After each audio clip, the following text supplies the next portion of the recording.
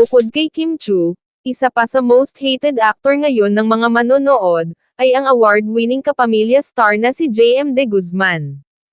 Napakarami ring nagagalit at nabubuwisit ngayon kay JM dahil sa napaka-effective na pagganap niya bilang Alex sa pinag-uusap ang serye ngayon na Linlang.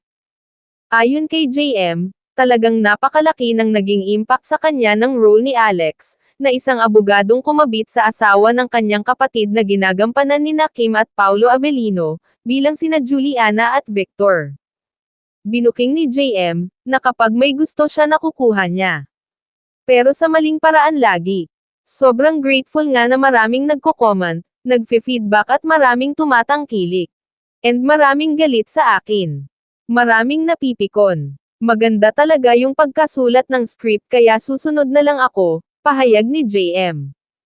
In fairness, marami namang natatanggap na positive feedback si JM mula sa mga viewers pero aniya, mas nakakaloka ang mga hate comments na nababasa niya sa social media.